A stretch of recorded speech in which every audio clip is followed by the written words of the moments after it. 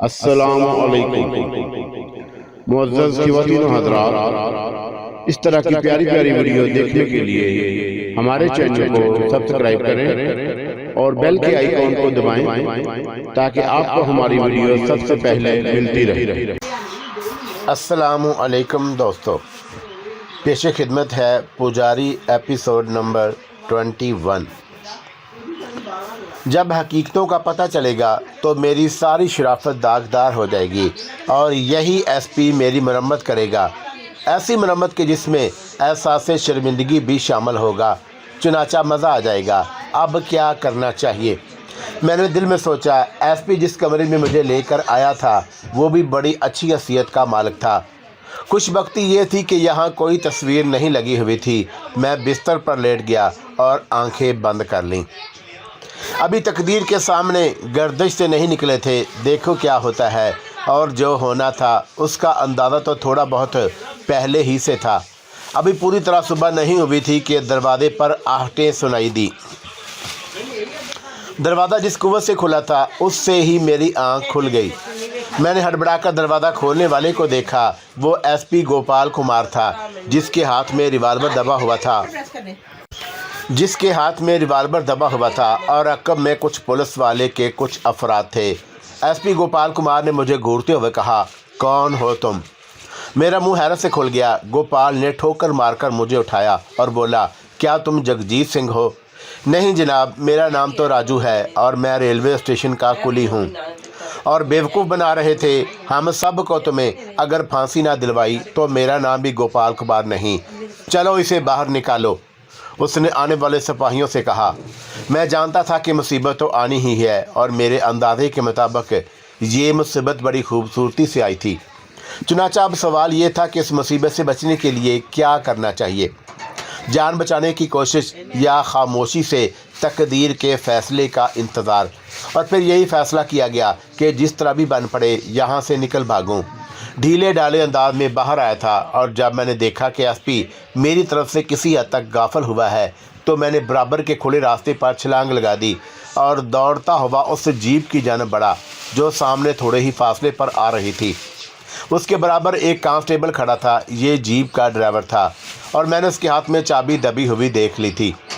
एक ज़ोरदार घोंसा उस कांस्टेबल की गर्दन पर रसीद करके मैंने उसे चाबी छीनी और लात मारकर दूर फेंक दिया और फिर दूसरे लम्हे वो जीप स्टार्ट करके वहाँ से चल पड़ा। पीछे शोर हंगामा हो रहा था, लेकिन खुशकिस्मती की बात यह थी कि कोई और गाड़ी उस वक़्त वहाँ मौजूद नहीं थी। पता नहीं फिर एसपी की गाड़ी भी कहाँ चली गई थी। मुझे मौका मिल गया और मैं अंधाधुंध जीप दौड़ाता हुआ वहाँ से निकल भागा। इतनी अकल थी कि शहरी आबादी में रहकर अपनी गिरफ्तारी का मौका नहीं दे सकता था और इस कोशिश में था कि जितनी जल्दी मुमकिन हो सके दूर से दूर निकल जाऊं ताकि मुझे दोबारा गिरफ्तार ना किया जा सके। गोपाल कुमार बुरी तरह चिढ़ गया था। चुनाचा वह मुझे नुकसान पहुंचाने की कोशिश करता।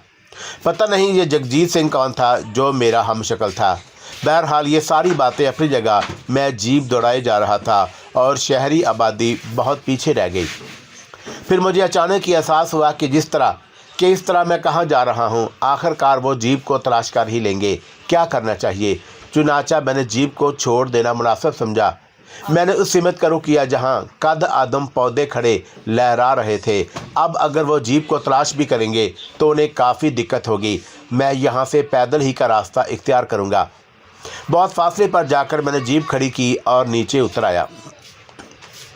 मैंने एक खंडरनुमा इमारत देखी। मेरा अंदाज़ा था कि यह बोसीदा इमारत मेरे लिए एक अच्छी पनाहगाह साबित हो सकती है और आर्जी तौर पर मैं इसमें पनाह ले सकता हूँ। चुनाचा मैं वहाँ चल पड़ा। पैदल रास्ता बहुत तवील साबित हुआ। जब मैं इमारत में दाखिल हुआ तो सूरज चढ़ आया था। बाहर शदीद गर्मी थी, लेकिन इमारत अंदर से ठंडी थी। मुझे यहाँ आकर बहुत सुकून महसूस हुआ। मैं चलता रहा और थोड़ी देर के बाद उस कमरे में आ गया। यहाँ मैं थके हारे इंसान की मानो ज़मीन पर बैठ गया और सोच रहा था कि अब मुझे क्या करना चाहिए। बहुत देर तक इसी सोच में डूबा रहा और फिर मैंने सोचा कि अब कम अज़ कम कुर्बो जवार में घूमकर यहाँ के माहौल का जायज़ा लूँ। चुनाचा इस फैसले के तहत मैंने अपनी जगह से उठने की कोशिश की, लेकिन राजू खामोश हो गया और सुनीता उसके बोलने का इंतज़ार करने लगी। और फिर जब वो कुछ न बोला तो सुनीता ने कहा, हाँ आगे बताओ फिर क्या हुआ। मैं उठ नहीं सका, मेरे नीचे का बदन पत्थर का हो गया। अरे वो कैसे? सुनीता ताज्जुब से बोली और राजू एक ठंडा सांस लेकर कहने लगा। थोड़ी देर बाद सामरी मुझे वहाँ नजर आई। वो खूनी निगाहों से मुझे देख रही थी। फिर उसने कहा, गद्दार, कमीने इंसान, तुम इस कदर काबिल नफ़रत हो कि तुमसे जितनी नफ़रत की जाए वो कम है। क्या हो तुम? गौर किया तुमने अपने आप पर? गंदी नाली के कीड़े, रेलवे स्टेशन पर काम करने वाले कुली, और मैंने तुम्हें इज्जत का वो मकाम दिया बेशक कि जिसके तुम काबिल नहीं थे। तुम एक नापाक वजूद हो और तुमने नहीं सोचा कि सामरी एक ताकत है, एक शक्ति है, और उससे फ्रेब करके तुम कुछ नहीं पा सकोगे। मैंने तुम्हें क्या से क्या बना दिया और तुम पहले ही मरहले पर मेरे गद्दार बने। मेरे दुश्मन एसपी गोपाल कुमार को तुमने मेरे बारे में सब कुछ बता दिया। क्या समझते हो तुम अपने आप को? मैंने तुम्हें क्या से क्या बना दिया, लेकिन अब तुम कुछ भी नहीं हो। जाओ पत्थर की बनकर ज़िंदगी गुजारो। और वापसी के लिए पलटी और मैं दर्द भरी आवाज़ में उसे पुकारता रहा और मैंने उसे दुहाइयाँ दी। मैंने उसे कहा कि मैं आइंदा उसकी हर बात मानूंगा, लेकिन वो चली गई और मैं आज तक पत्थर का बना हुआ हूँ। वो रोने लगा और फिर रोते रोते बोला, कसूर मेरा ही है। अल्लाह ने इंसान को हाथ पांव दिए हैं, अक्ल दी है, मेहनत करने का हुक्म दिया है उसे, और वो आसान रास्ते तलाश करता है। एक लम्हे में अल्लाह की ज़ात से भटक जाता है। सोचता है कि शैतान के रास्तों को अपना कर ज़िंदगी के हर ऐशो आराम हासिल कर ले। वो ये नहीं जानता कि भटकने का एक लम्हा ज़िंदगी भर का रोग बन जाता है। काश कि मुझे कोई मेरी असल ज़िंदगी वापस दे दे, उसके बदले मुझसे वो सब कुछ मांग ले जो मैं दे सकता हूँ। अचानक सुनीता के दिल में एक ख्याल आया। उसने कहा कि सुनो, तुमने संदारनी के लिए जॉब किया था। हाँ, उस शैतान औरत के जाल में गिरफ्तार होकर मैंने ये गंदा काम भी किया था जो मेरे दीन और धर्म के खिलाफ है, और संधारनी तुम्हारे कब्जे में आ गई थी। हाँ, वो मूर्ति मेरे ही पास थी, बल्कि है तो क्या वो संधारनी की कुव्वत से ज़्यादा थी? मैं समझा नहीं।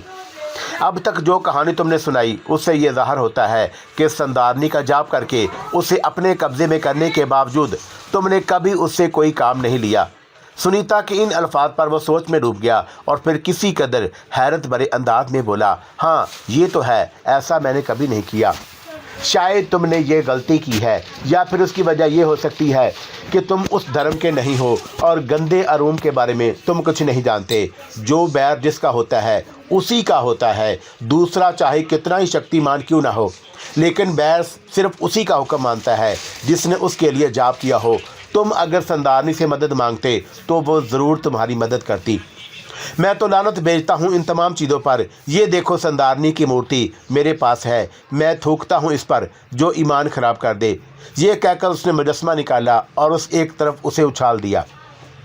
सुनीता ने जल्दी से उसे पकड़ लिया था, लेकिन उसके साथ ही एक अजीब अमल हुआ। अचानक की कुली राजू का निचला बदन मुतहरक हो गया और वो खुशी से उछल पड़ा। ठीक हो गया, मैं ठीक हो गया, मैं ठीक हो गया। और वो खुशी से छलांगे लगाने लगा और फिर उसी तरह खुशी से उछलता हुआ खंडर से बाहर निकल गया। उसके कहके देर तक सुनीता को सुनाई दिए और सुनीता मुस्कुराती निगाहों से दरवाजे की तरफ देखते हुए उन कहकों को सुनती रही। सुनीता को आने वाले वक्त का कोई एहसास नहीं था और वो सोच रही थी कि अब उसे क्या करना चाहिए।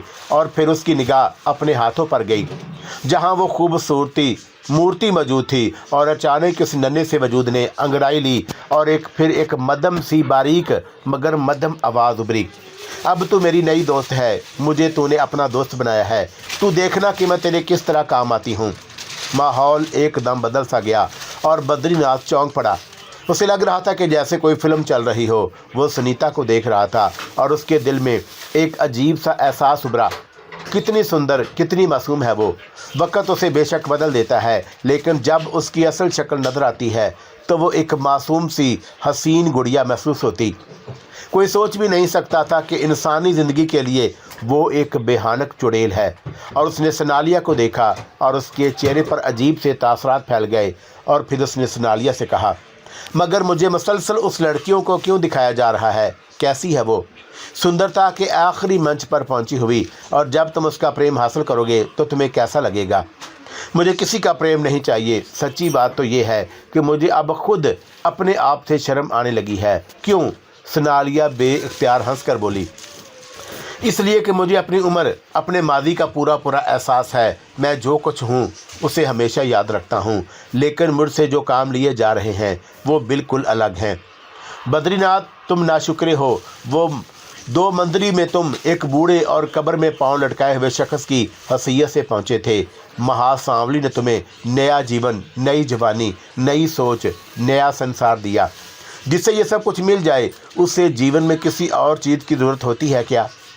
महासांवली तुम पर मेहरबान है और उसने तुम्हें अपने अहम काम के लिए मखसूस किया है, तो तुम इन बातों को सोचते हो। मैं तुम्हें बता दूं कि ये भी महासांवली की नई मांग है। तुम्हें इस लड़की के करीब जाना है। इतनी तफसील से उसके बारे में इसलिए बताया गया है कि तुम उसे अच्छी तरह समझ लो।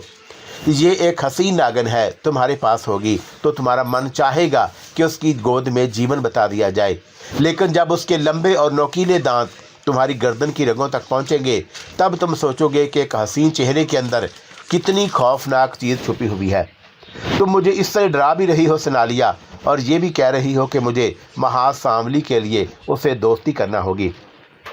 सिर्फ दोस्ती ही नहीं, तुम उसे अपने साथ लेकर 2 मंदिर जाओगे और वहाँ महासांवली का आशीर्वाद हासिल करोगे और वहाँ अपने हाथों से उसे अन्न की भीड़ चढ़ा दोगे।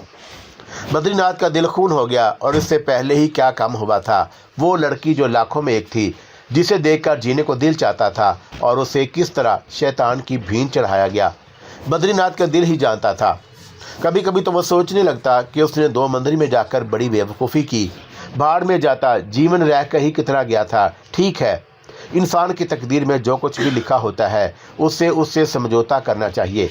शैतान तो होता ही इंसानों को बहकाने के लिए है। 2 दिन की ज़िंदगी की ख्वाहिश कैसे कैसे गुनाह करा लेती है, ये सोचने वाली बात है। मगर अब क्या करता? अब तो वो गर्दन दलदल में फंस चुका था। उस दलदल से निकलना उसके बस की बात नहीं थी। शैतान की गिरफ्त मामूली तो नहीं होती। सनालिया एकदम बोल पड़ी। किस सोच में पड़े हो? बस सनालिया, मैं ये सोच रहा हूँ कि इस खूबसूरत लड़की को किस तरह अपने जाल में फांसूं। मगर मुझे एक बात का जवाब दो। अब तक की जो दास्तान मेरे सामने आई और इस तरह आई है कि जैसे मैं कोई फिल्म देख रहा हूँ, और उसमें उस लड़की के मासूम होने के बावजूद उसने बड़ी बड़ी वहशतखेज़ियाँ की हैं। कैसे कैसों को मौत के घाट उतारा है, किस किस तरह उसने इंसानी खून पिया है। और फिर तो वो महासांवली की हरकारा हुई, क्योंकि महासांवली भी तो यही चाहते हैं। चांद की 14 तारीख को जब मैं एक दरिंदा बनकर इंसानों की चीर फाड़ करता हूँ, तो क्या मेरी ये चीर फाड़ किसी भी शक्ल में उस लड़की की चीर फाड़ से कम होती है? मैं भी तो इंसानों को चट कर रह जाता हूँ, सिर्फ महासांवली के हुक्म से। ये महासांवली ही की हिदायत है कि चांद की 14 तारीख में एक खौनख्वार दरिंदा बन जाता हूँ। वो औरत भी ऐसी ही है जो चांद की 14 तारीख को मुतासर होती है। क्या वो महासांवली की पैरोकार नहीं है? मगर तुम नहीं जानते कि आने वाले समय में क्या होने वाला है। मतलब उसे एक बड़े परमात्मा ने ताक लिया है, और वो उसकी ताक में है, और उसे एक अच्छी लड़की बनाना चाहता है। जब वो अच्छी लड़की बन जाएगी तो वो संसार में इंसानों के लिए बहुत काम करेगी, और यही बात महासांवली की मर्जी के ख़िलाफ़ है। चुनाचा वो वक्त से पहले उसे अपने चरणों में ले जाना चाहते हैं। ओहो, ये बात है। पर एक बात बताऊं सनालिया, मैंने महासांवली की सारी बातें मान ली, और उनके हुक्म से मैंने सारा फैज़ी को उनके चरणों में भेंट चढ़ा दिया, और उनके हुक्म से मैं चांद की 14 तारीख को दरिंदा बनकर बहुत सी लोगों को ज़िंदगी से महरूम कर चुका हूँ। मगर इन तमाम बातों से मुझे क्या फ़ायदा? मेरा दिल एक इंसान का दिल है, और किसी के लिए भी धड़क सकता है। अब उस लड़की सुनीता को मैं उसके मादी के साथ देखकर अपने मन में उसकी प्यास पाने लगा हूँ, और अगर वो मुझे मिली तो मेरे मन में उसका प्यार जाग उठेगा। जानते हो उसका नतीजा क्या होगा? मौत ना। ऐसी बातें मत करो। महासांवली मौत नहीं देते और ना दे सकते हैं, लेकिन जीवन को वो इतना दर्दनाक बना देते हैं कि तुम अपना माजी को भूल जाओगे। मुझे तुम्हारे अंदर बगावत की बू लग रही है। नहीं सनालिया, मैं बागी कैसे हो सकता हूँ? मैं महासांवली के हुक्म के ख़िलाफ़ कैसे कर सकता हूँ? और अगर मैं ऐसा करने की कोशिश भी करूँगा तो महासांवली मुझे कहाँ छोड़ेंगे? ऐसी ही बात है, सनालिया ने कहा। बद्रीनाथ काफ़ी नडाल हो गया। सुनीता की एक एक अदा उसे दिल से बा रही थी, और वह सोच रहा था कि ऐसी सुंदर, ऐसी मासूम लड़की जिसे शैतान ने अपनी मुट्ठी में ले रखा है, उसके पास आएगी तो उसे कैसा लगेगा? सनालिया ने कहा। अब तुम जितना सोचते रहोगे उतना ही परेशान होते जाओगे, और जो कुछ तुमसे कहा जा रहा है वो करो और जल्दी करो। पर वो है कहाँ? बद्रीनाथ ने नढाल लहजे में पूछा। मैं बताती हूँ, उधर देखो। सोनालिया ने एक दीवार की तरफ इशारा किया और बद्रीनाथ की निगाहें उस दीवार पर जम गईं। संधारनी दिलचस्प निगाहों से उसे देख रही थी। उसने हैरानी से कहा, तो तुम सुनीता हो? वही सुनीता? हाँ। और तुम जो इंसानी खून पीती हो? हाँ। ये रोग मेरे मन को लगा है। जब चांद पूरा हो जाता है तो मैं दीवानी हो जाती हूँ और खून पिए बगैर नहीं जी सकती। संधारनी का नन्हा सा कहका बुलंद हुआ और उसने कहा, और यही मैं भी करती हूँ। इंसानी खून पीना मेरे लिए भी जिंदगी का दामन है। अगर मुझे इंसानी खून ना मिले तो समझ लो कि मैं भी नहीं जी सकती, और इस तरह हम दोनों की मंजिल एक ही हो जाती है। मुझे तो यूँ लगता है कि जैसे मेरा और तुम्हारा मिलाप बड़ा कारआमद होगा। अच्छा ये बताओ कि आगे के जीवन के बारे में तुम्हारा क्या इरादा है? संधारनी, मैंने संसार में बहुत कम देखा है। तुम शायद इस बात पर यकीन ना करो कि मुझे जीना नहीं आता। मैं नहीं जानती कि संसार में लोग कैसे जीवन बिताते हैं। सच प्रकाश से मुझे कोई प्रेम नहीं था। मेरे मन में यह ख्वाहिश उभरती है कि मैं किसी को पसंद करूं और कोई मुझे, लेकिन वह हर वो लालच से पाक हो और मेरे स्वाद संसार में वो और कुछ ना चाहे। बस ये ख्याल मेरे मन में आता है, ऐसा कोई प्रेमी मिल गया तो शायद जीवन में कोई रंग आ जाए, वरना बेरंग जिंदगी गुजारूंगी। संधारनी हंसने लगी, फिर बोली, संसार के बारे में इतना भी नहीं जानती कि दौलत जीने में बड़ा सहारा देती है। एक दौलतमंद मर्द या औरत दुनिया की आंखों का तारा होता है। अगर दौलत ना हो तो इंसान सड़कों पर एड़ियां रगड़ रगड़ कर मर जाता है। भगवान की सौगंध, मुझे ऐसी बातें नहीं मालूम। ठीक है, वो मैं तुम्हें बताऊंगी, क्या समझी? मैं तुम्हारे साथ रहूंगी, मगर ये तो बताओ कि क्या तुम भी मुझे अपने साथ रखना पसंद करोगी? तुम जितनी सुंदर और जितनी प्यारी हो, तुम्हें तो मैं अपने दिल में रखना चाहती हूँ। अगर तुम मेरे साथ रहना पसंद करो, मगर हम करेंगे क्या?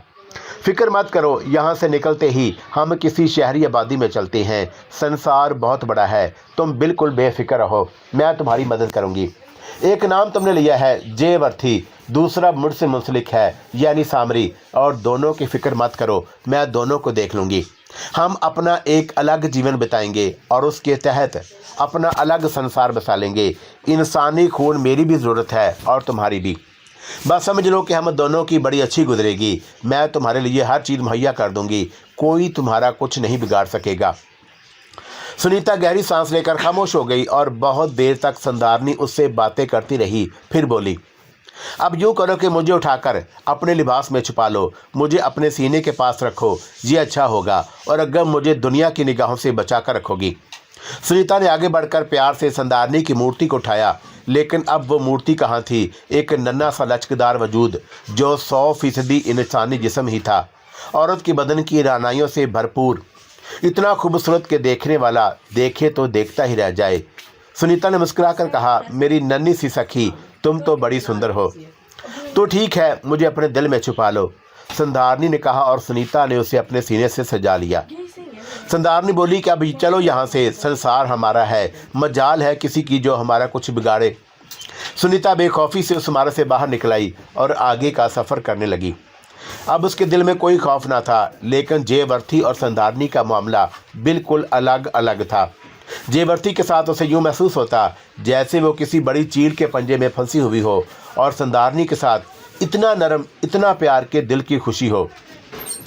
संधारनी उससे बातें भी करती रही और उसकी बारीक मदम और मुतरन्नम आवाज़ सुनीता को सिर्फ सुनाई देती, और ये आवाज़ उसके कानों में रस घोलती रहती। संधारनी रास्तों के बारे में भी जानती थी। चुनाचा घास का एक बड़ा सा मैदान तय करने के बाद खेतों का सिलसिला शुरू हो गया, और उन खेतों से गुजरने के बाद सुनीता एक आबादी में दाखिल हो गई। उस आबादी में पहुंचकर सुनीता ने एक रेल देखी जो एक बस्ती के किनारे से गुजर रही थी। संधारनी मुस्कुराकर बोली, वो सामने रेलवे स्टेशन नज़र आ रहा है, और वहां से तुम रेल में बैठोगी और हम अपनी नई मंजिल की जानब चल पड़ेंगे। सुनीता ने कहा, संधारनी, जैसा कि मैं तुम्हें बता चुकी हूँ, मुझे संसार के बारे में बहुत कम मालूम है।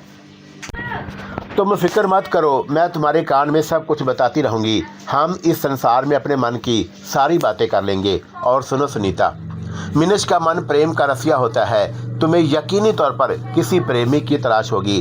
मैं तुम्हें बताऊंगी, संसार में किसी पर भरोसा करना बड़ी बेवकूफ़ी की बात है। कोई किसी का प्रेम नहीं मानता, सब लालची हैं। अपना कोमल शरीर उन्हें दे दो, खुशी से कबूल कर लेंगे, बल्कि दीवाने हो जाएंगे तुम्हारे लिए। जो आप में उनसे प्रेम मांगो तो आंखें चुराते हैं, पापी कहीं के। बेहतर यही है कि अपने हुस्न से काम लेकर इंसानों से खेलो। किसी को मन में ना बिठाओ कि मन रोगी हो जाए। क्या समझी? मैंने तुमसे कहा ना कि मैं संसार को ज़्यादा नहीं जानती। तुम संसार के बारे में मुझे समझा दो।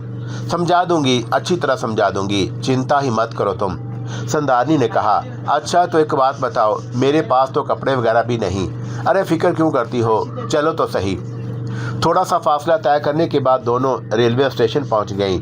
तो संदारनी ने एक तरफ इशारा करते हुए कहा, वो देखो, वो सामने एक सूटकेस रखा है, वो तुम्हारे लिए है। अरे दिया रे दिया, किसका है वो सूटकेस? मैं उसे हाथ लगाऊंगी तो कोई चोरी समझकर मेरी मरम्मत शुरू कर देगा। जवाब में संदारनी की खनकती हुई आवाज़ सुनाई दी। फिर उसने कहा, पागल, मैं तेरी दोस्त हूँ ना, मैं तेरे लिए जो कुछ करूँगी वो समझ ले कि तुझे किसी किस्म की तकलीफ़ में मुब्तला नहीं होने देगा। वो सूटकेस तेरा ही है और तेरे लिए। और सुन, इसमें बहुत से रुपये भी रखे हुए, हमारे काम आएंगे। अब मैं और तू अलग कहाँ हैं, मगर एक बात और भी सुन ले। क्या? मैं ये नहीं कहती कि तू मेरी गुलाम है, बल्कि गुलाम तो तेरी मैं ही हूँ सुनीता।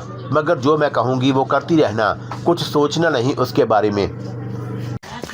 जवाब में सुनीता गहरी सांस लेकर खामोश हो गई। संदारनी के इशारे पर उसने सूटकेस उठाया। सूटकेस की पहले दराज में रेल का टिकट भी रखा हुआ था और नोटों की गुड्डियाँ भी। सुनीता सूटकेस उठाकर एक जगह आ गई। रेलवे स्टेशन पर बहुत से मुसाफिर मौजूद थे। सुनीता ने ट्रेन के आ जाने के बाद संदारनी से सवाल किया तो वो कहने लगी, 8 नंबर की बोगी में चलकर बैठ जाओ, मैं बताती हूँ, चलो चलती रहो।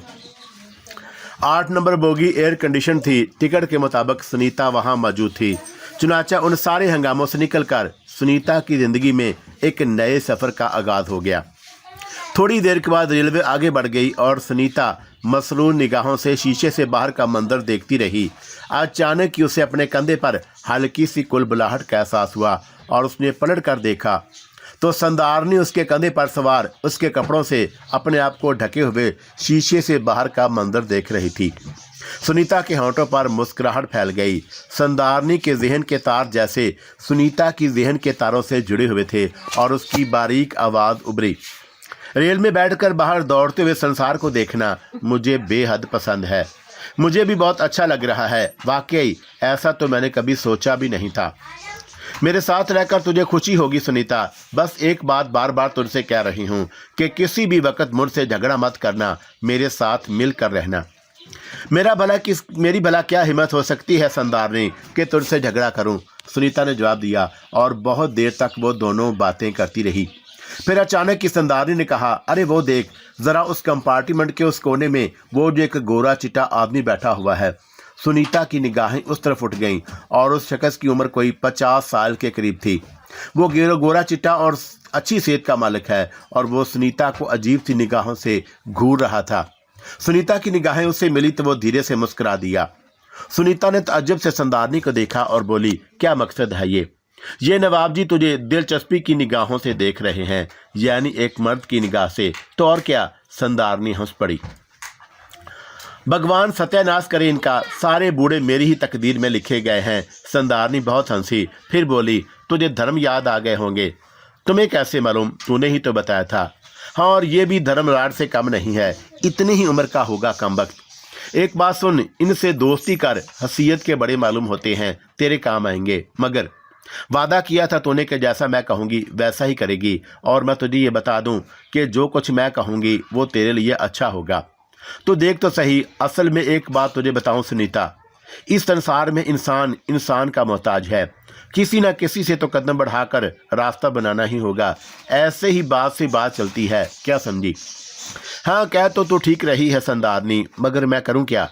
ना कुछ ना कर, बस देखती रह कि वो नवाब जी क्या करते हैं।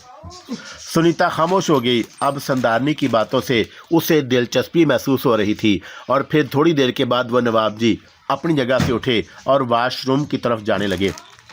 हालांकि वाशरूम दूसरी तरफ भी था, लेकिन उन्होंने इधर से गुजरना जरूरी समझा और चंद लम्हात के बाद वो सुनीता के पास पहुंचे और जानबूझकर नीचे रखे हुए सुनीता के अटैची केस को ठोकर मारी। फिर जल्दी से माजरत करके वहीं बैठ गए और अटैची केस को संभाल कर रखने लगे। और उसके बाद वो सुनीता से बोले, माफ़ कीजिएगा देवी जी, गलती से ठोकर लग गई, मैंने जानबूझकर ठोकर नहीं मारी थी। सुनीता जवाब के लिए तैयार थी, कहने लगी, अरे तो इसमें माफ़ी मांगने की क्या बात है, आप तो बिला वजह मुझे शर्मिंदा कर रहे हैं। आप महान हैं देवी जी, वरना लोग तो ज़रा ज़रा सी बातों पर मरने मारने पर तुल जाते हैं। मैं भला आपसे कैसे लड़ सकती हूँ? अरे क्यों, आप तो शायद उधर जा रहे हैं किसी काम से। हाँ, बस बैठे बैठे मन उकता गया था, सोचा बाहर जाकर दरवाजे पर खड़ा रहूँगा। तो बैठ जाएं, जब मन उकता जाता है तो मनुष्य को किसी से बात कर लेनी चाहिए, मैं भी तो अकेली ही हूँ। नवाब जी को और क्या चाहिए था, खुशी से दांत निकालकर एकदम बैठ गए। जगह काफ़ी थी, बहुत कम मुसाफिर थे उस डब्बे में।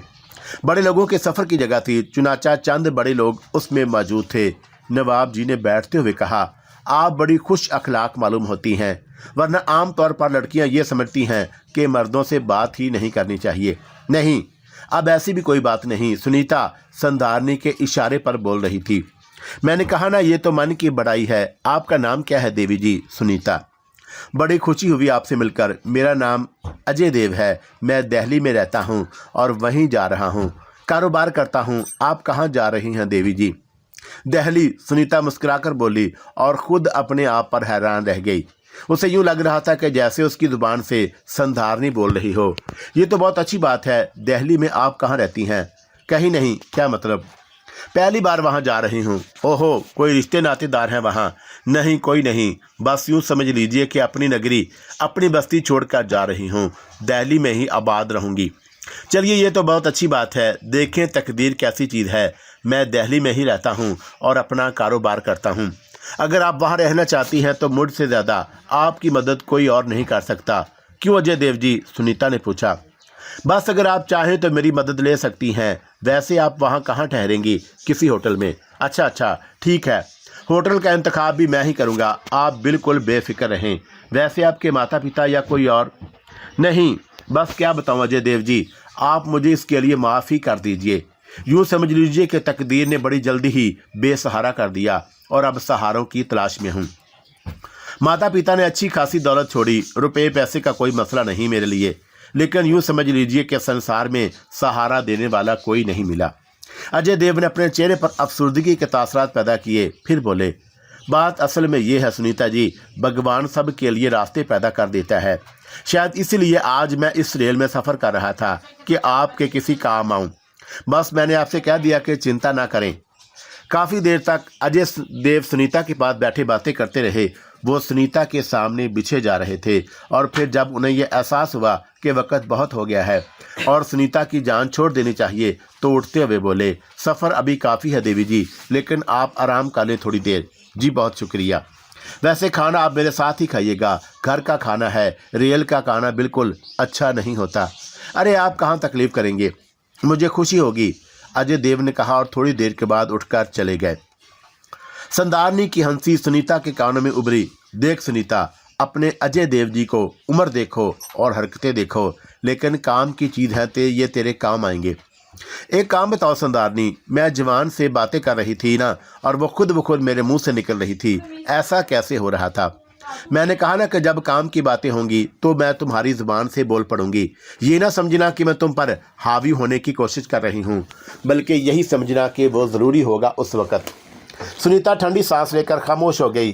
बहरहाल अजय देव जी को मौका मिल गया था।